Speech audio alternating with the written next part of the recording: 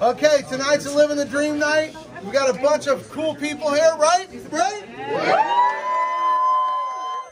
They're crazy cool people. They just came, they wanted to see me get eaten alive. But I brought Sal. I got Tim, the man. He's the one that actually bred the snake. Not really, just a joke. But he actually put the man in there. And then we got Mike Hucker. He's got a name Hucker because he gets on a bike and hucks over and flies in the air for how many feet? Long time. But he used to be normal, but he hit his head too many times. Well, he actually, the only job he ever had in his life, his bike got stolen. Well, bike got stolen. He had to work for him for a little while. Ever since then, he's been back living the dream, riding bikes. Why play with snakes? You're better than mom. So, here we go. So now, I have no idea how this girl's going to act. The good news is, look at that. She's already given us one egg without a war. Sal here breeds all kinds of snakes too. He has a lot of cool retics, and he's actually in town from the show. Do you pull yours apart? No.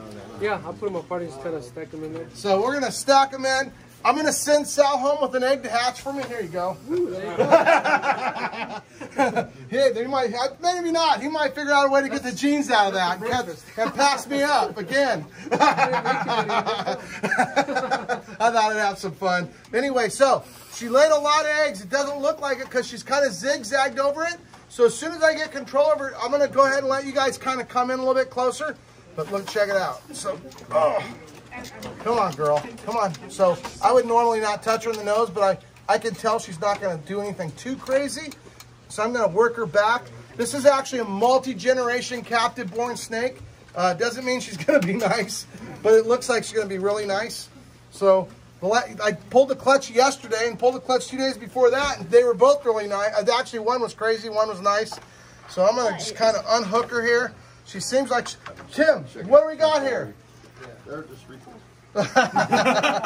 Okay, we got a snake. Tim's being a smart aleck guy. So what do we got gene-wise here? Purple sun tiger motley. Right, she's a purple sun tiger motley, but what'd you breed to her? A Machino sun motley golden titanium. A what? But she's not. Doesn't matter now. Everything's in the titanium. There you go. We're progressing our titanium project.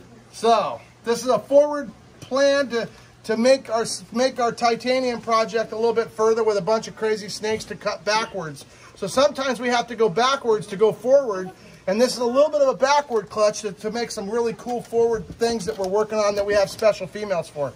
She's not giving it up, but she's not being at all a problem. Yeah, look at that. She's being fabulous. This is about as good as it gets. Every day I check there we go. The box to try to smoke my face. She likes me. Tim's not so much. Well, we don't grab our snakes ever. Even if they're crazy, we never grab the snakes. We let them do their thing, and it's just the way I do it. It's just different than a lot of people. So you can pull them a lot of different ways. You can actually grab the snake and remove it, but I like to not have the clutch roll around at all. And she laid her clutch a little bit funny, so these eggs are a little bit twisted. And I'm gonna get her off here. Now that's an infertile egg. You can see it's got 2 little nipples on each end. And the funny part is when you squeeze it, look at that. It looks fertile almost again, but it's not. So all these other eggs, they have like a leather case on them because what they do is they keep growing through their whole period of the... She's like, nope, you're not doing it. And the eggs aren't perfectly stuck together, so I want to get the roll-arounds to make sure they don't roll around, and I can keep the angles of where they are. That one there might have been a rolled over one, but I'm not going to. There we go. Come on, girl. You want to bite him? Tim said he kept striking at her. She kept striking at him when she was poking at him. She's looking for the... Come on, girl. There's 2 eggs. Grab that egg right there. So the last thing I want to do is get these eggs to change their rotation. Why don't you want them to roll? Because if the snake's eggs roll, they die.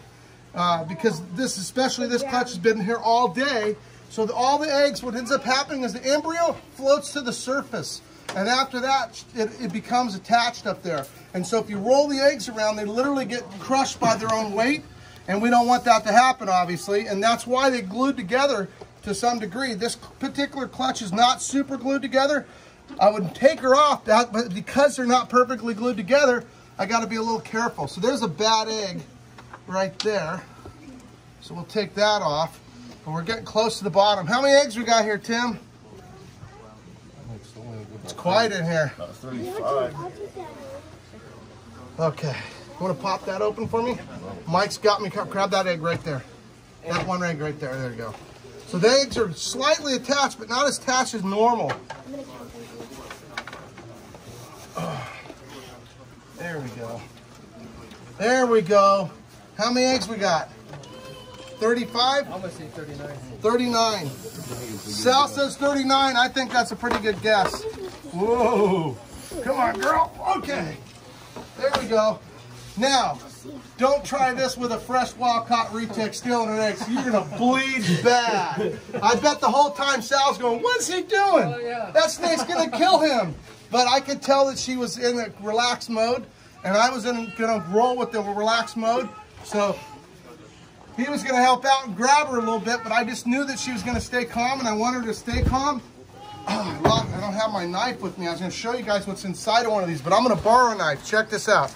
So this is an infertile egg, and what's inside of it now, I'm still trying to figure this out, but I figured out that if you look on an infertile egg, they've got this like crust on the outside. I'm starting to think that that little tiny thin crust that glues them all together is actually the same material as they make the yolk out of, because it sticks together. And the funny part is when it dries, it's still breathable. But when you take this stuff out and you actually cut it open, the inside is like the most gluey stuff you've ever seen. Like, he's probably gonna have to throw his knife away after that.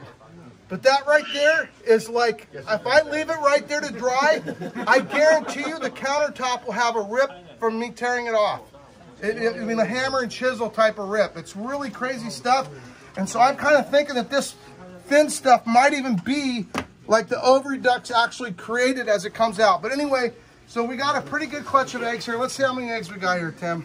Does that mean my boss gets me a new knife finally? Ah, I gave you a good one. And what'd you do to it? I worked hard with it. Destroyed it. You hardly worked with it, you said? Edward. So, 39 eggs, you guessed? 39. We thought it was going to be more, but I'm going to say pretty darn close. What do you got there? 20, 22, 24, 26, 28, 30, 32, 34, 36, 38, 42. I'm glad he was wrong.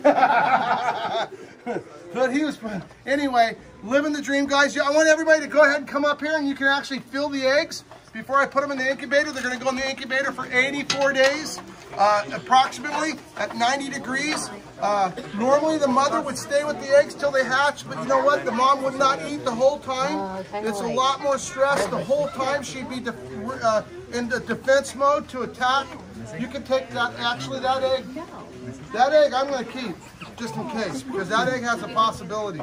Not a great possibility, but it has a possibility. So she would normally not eat the entire time, and she'd be really aggressively protecting her eggs. So I don't want my snakes to have to stress out over it, and they should have a very poor success rate of their eggs surviving. But when we put these in a commercial, custom-made incubator, and what you end up with is a lot higher success rate, and there's not going to be bugs. One egg goes bad, we could actually dispose of it instead of being all glued together and then ruining all the eggs and dying. So we want a high success rate, because you know what? There's no sense for her to go through the whole process and not be successful. So you guys want to go ahead and just rotate by, and I'll check it out. Everybody out there on the internet, keep living your dream. This is what I love to do. I've been doing it my whole life. Whatever you like to do, find a way to do it, and you'll never have to work a day. Peace out, guys.